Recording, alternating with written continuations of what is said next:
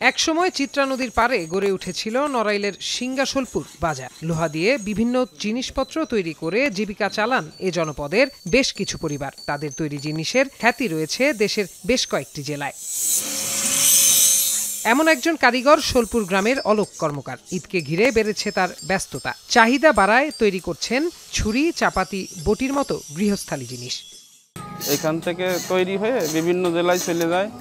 আমার এখানে আমি সহ আরো 3 জন লোক আছে, আমরা এইভাবেই সংসার যাপন করি।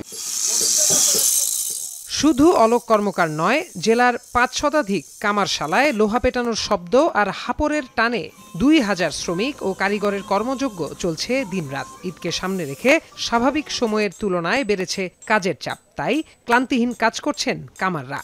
আকার ভেদে বড় ছুরি 400 থেকে 500 টাকা পিস, ছোট ছুরি 60 থেকে 80 টাকা পিস ও বটি 450 থেকে 500 টাকা কেজি দরে বিক্রি করছেন। দাও, বটি, আশো, কাঁচি, ছুরি, চাপাটি এগুলো বানাই থাকি। আর হচ্ছে সিজন অনুযায়ী মালগুলো বেশি বানানো হয়। সারা বাংলাদেশে মালটা চলে, মানে দাম ভালো, মানও ভালো। যে জিনিস কেজি হিসেবে বিক্রি করি 400 থেকে 500-600 টাকা পর্যন্ত কেজি বিক্রি করি। আর যেটা পিস বিক্রি করি সেটা 30 থেকে 40, 50, 100, 150, 200 টাকা পর্যন্ত পিসির মাল আছে। বিসিক জানালো, স্থানীয় কামারদের তৈরি পণ্যের মান বেশ ভালো। কামারদের উৎপাদিত পণ্যের প্রসারে বিসিক কাজ করছে বলে জানান এ কর্মকর্তা।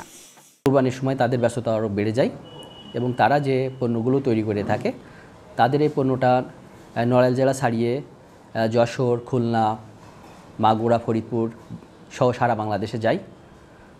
তাদের পেশাটা যাতে আর টিকে থাকে সেজন্য বিসিকের সব ধরনের সহযোগিতা অব্যাহত আছে। গত বছর নড়াইলে অন্তত 17 কোটি টাকার কামার পণ্য বিক্রি হয়েছে। এখন নড়াইল।